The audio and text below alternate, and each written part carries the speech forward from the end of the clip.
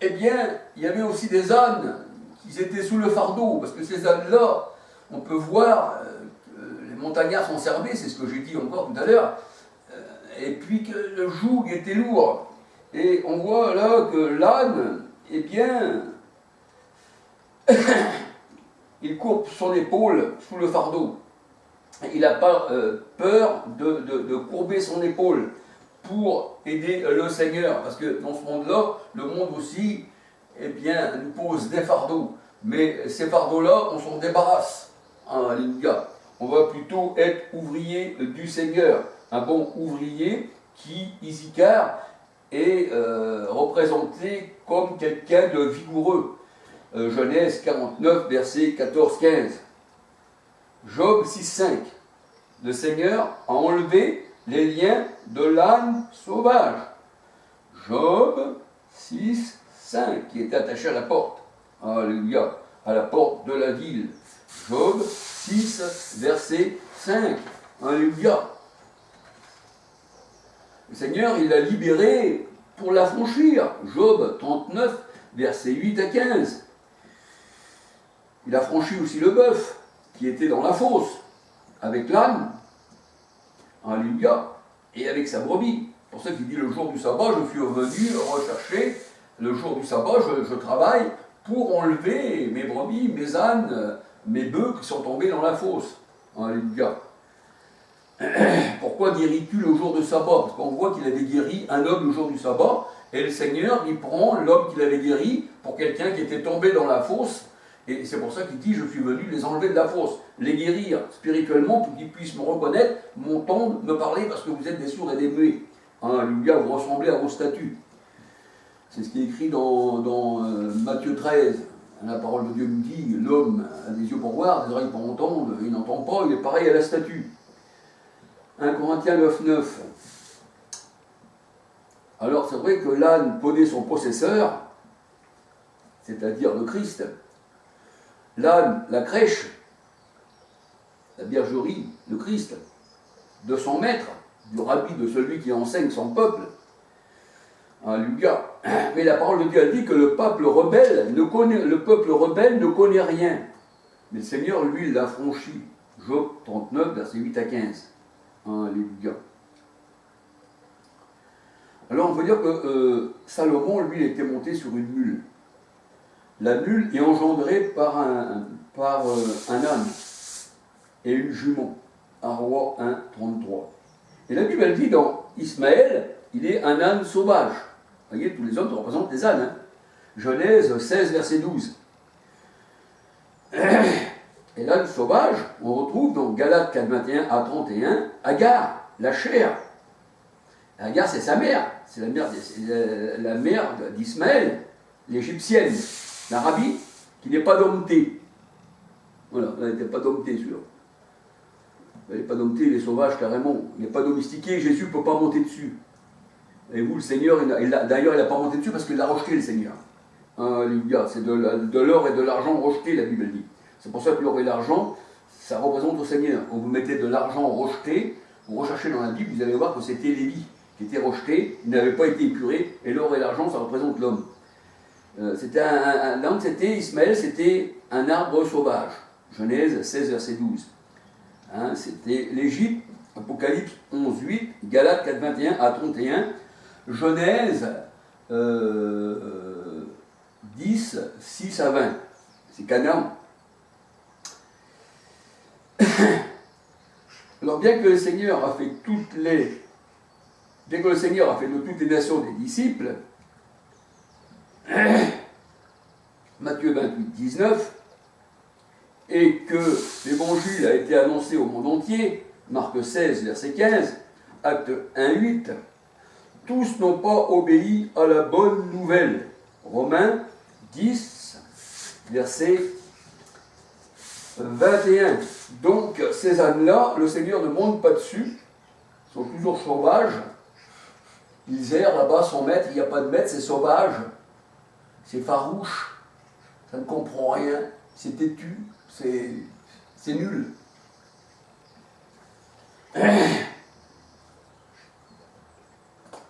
Alors, je vais m'arrêter là pour cette étude, alléluia.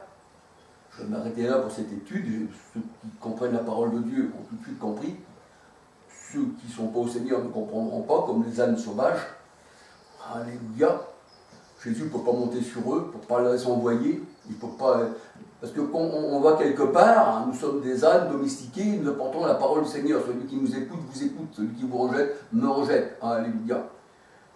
Et quand on va quelque part, si les gens jettent sur notre passage, parce qu'on vient du Seigneur, on n'est pas envoyé de nous-mêmes, parce que l'homme sans Christ ne peut rien faire. Le Seigneur dit dans Jean 15, il dit que sans moi vous ne pouvez rien faire.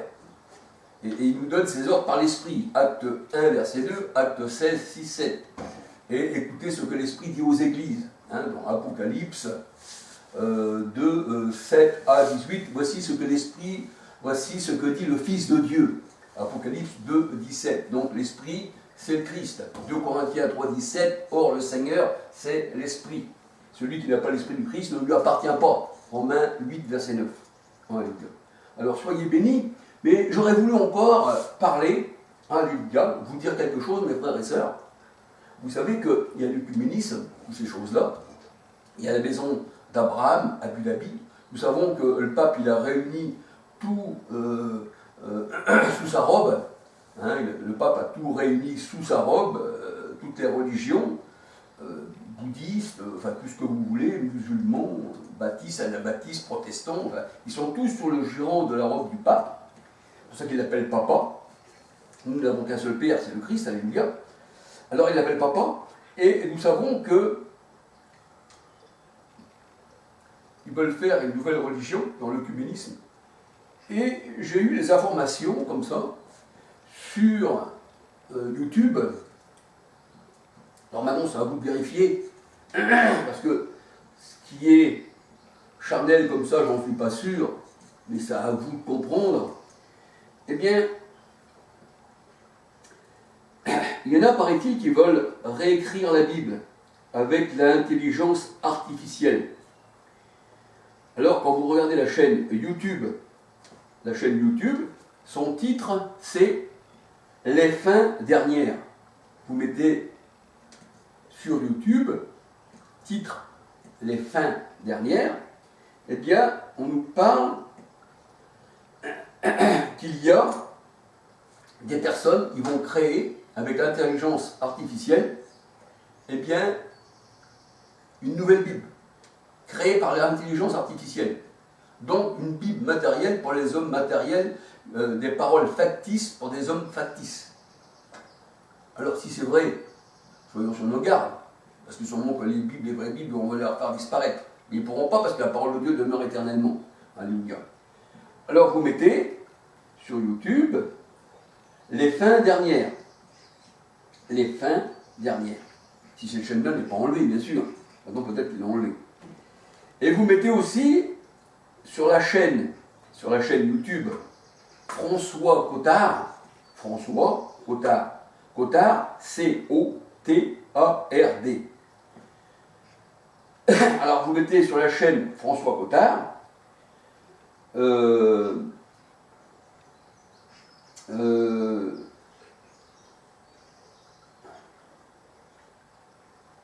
Dans ces dernières vidéos, eh bien, il parle justement de l'intelligence artificielle qui va être mise en application dans 10 mois. Comprenez-vous? Donc, là, nous voyons que la chaîne de François Cottard, c'est écrit, l'ancien PDG de Microsoft, Bill Gates, a salué l'arrivée de cette intelligence artificielle. Alors vous mettez sur la chaîne François Cottard, l'ancien PDG de Microsoft, Bill Gates, a salué l'arrivée. Voilà.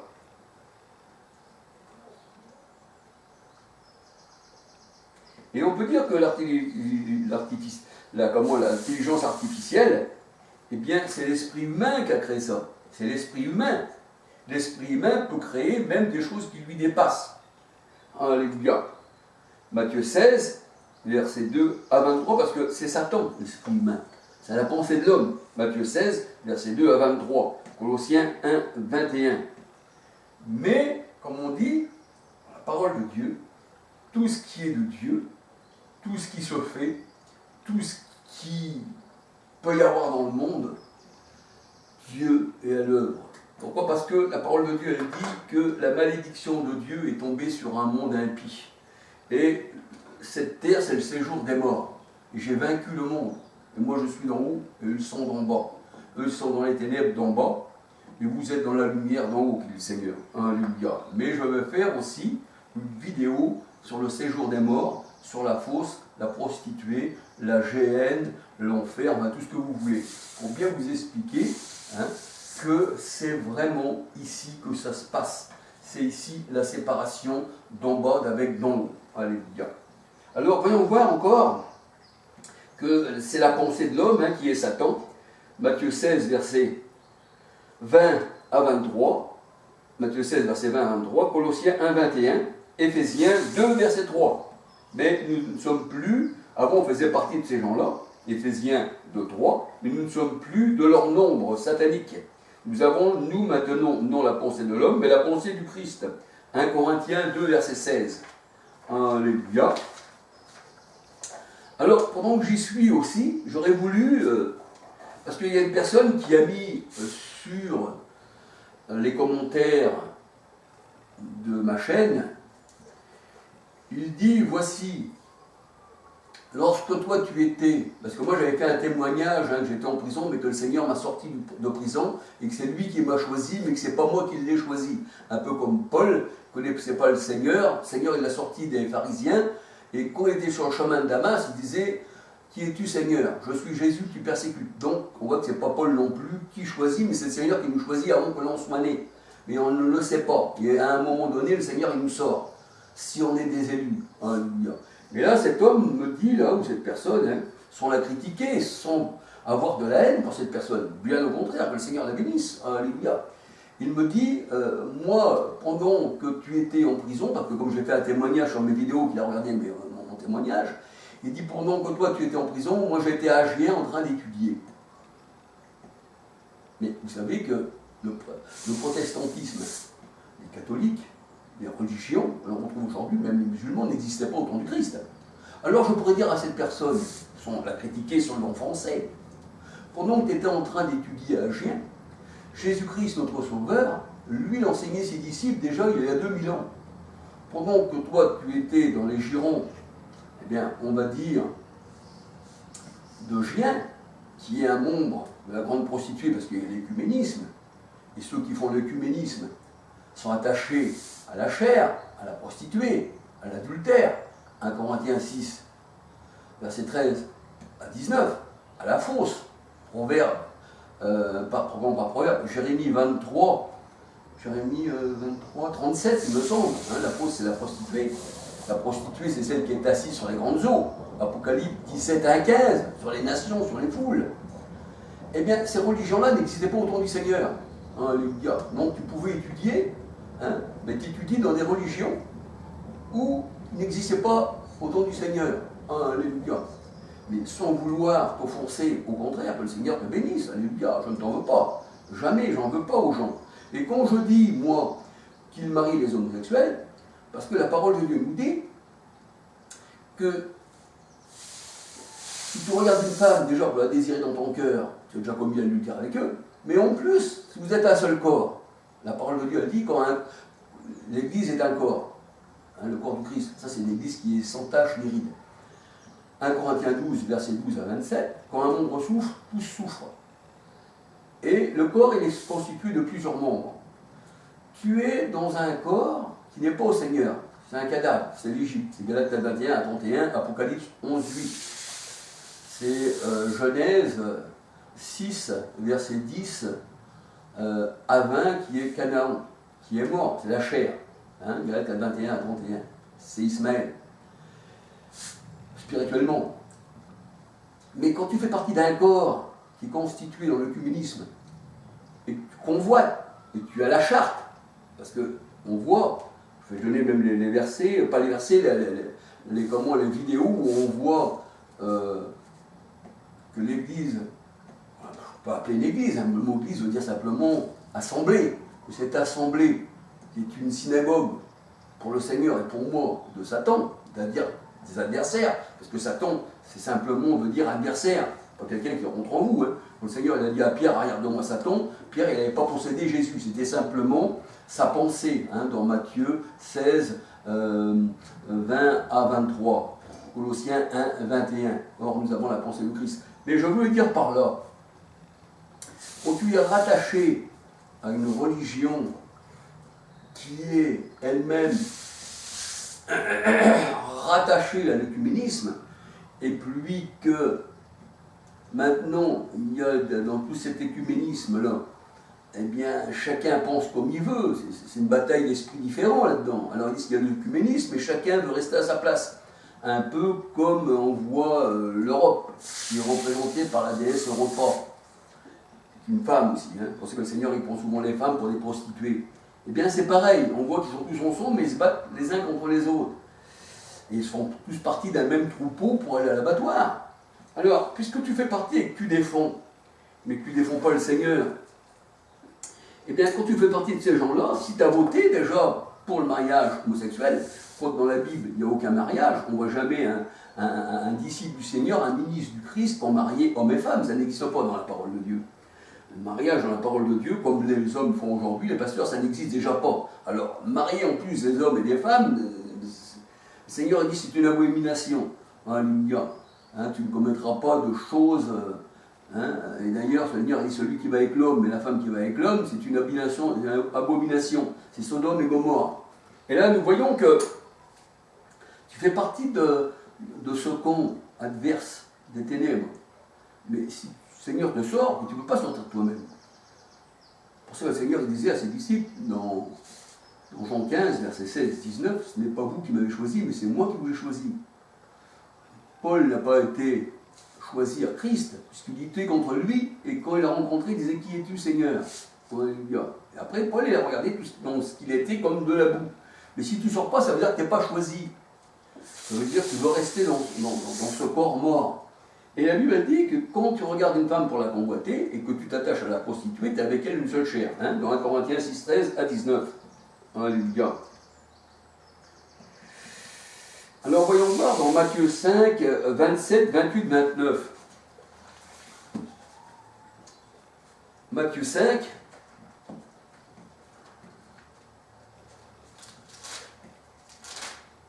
Matthieu 5.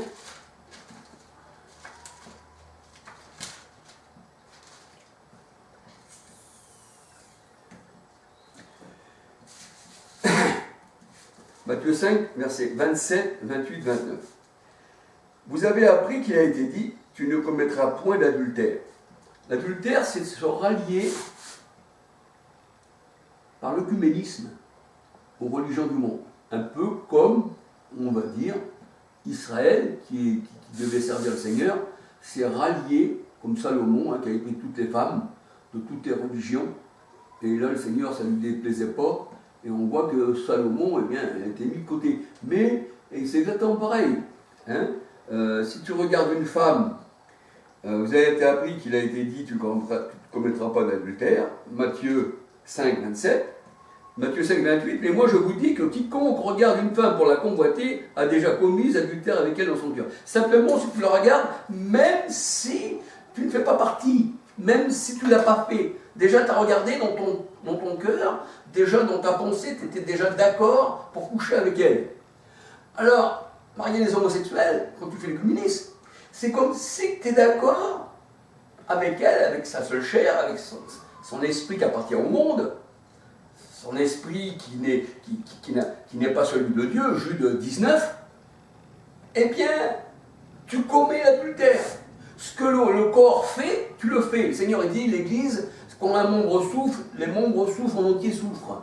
Et vous êtes tous les membres du corps de Christ, parce que vous êtes différents. Mais là, vous êtes un seul corps, une seule armée d'infidèles qui combat contre le Seigneur. Vous êtes l'œcuménisme qui est interdit par la Bible. Sortez du milieu de mon peuple, vous dites plutôt qu'on rentrait dans l'œcuménisme. Rentrez sous les jupons de Rome, qui signe l'homosexualité avec le protestantisme, qui fait partie, eh bien, je veux dire, du grand triangle avec l'œil, hein, voilà, hein, c'est-à-dire franc-maçonnique, parce que James Anderson, c'était un pasteur, lui, qu'on peut appeler pasteur, parce que c'était un pasteur de néon, un faux prophète, un faux pasteur, voilà.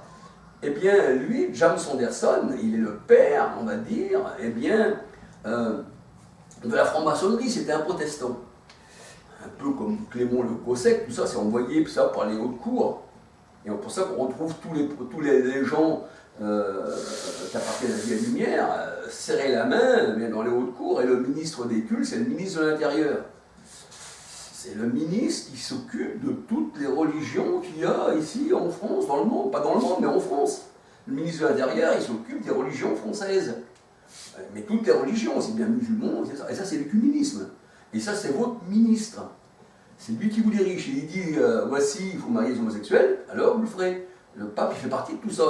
Le pape aussi, c'est un ministre dans un État. L'État du Vatican, c'est un État dans un État. Alléluia. Bon, alors voilà. Alors celui qui regarde une femme qui la désire dans son cœur a déjà commis l'adultère. Et il a une seule chair avec elle. 1 Corinthiens 6, 13 à 19. Et c'est ce que fait les pasteurs artificieux. Vous voyez, comme je vous ai dit, les pasteurs artificieux, maintenant qui vont être avec une intelligence artificielle et qui vont faire des bibles artificielles, paraît-il. C'est pour ça qu'il y a l'œcuménisme. C'est pour ça qu'ils enlèvent tout, ils ne veulent plus rien, ils ne veulent plus de monuments, plus rien. C'est ce qu'on appelle un ordre nouveau. L'ordre de Constantin, c'était un ordre, maintenant il y a un ordre nouveau. Là, on peut dire que les pasteurs artificieux de vie et lumière, eh bien, sont la pensée de l'œcuménisme. Alléluia. Ce qu'un membre fait, moi j'ai acheté un terrain, je vais vous dire, j'ai acheté un terrain. Je l'ai acheté avec plusieurs personnes. Donc, on est tous propriétaires du terrain. On peut dire qu'on est œcuméniste pour le terrain. Mais le maire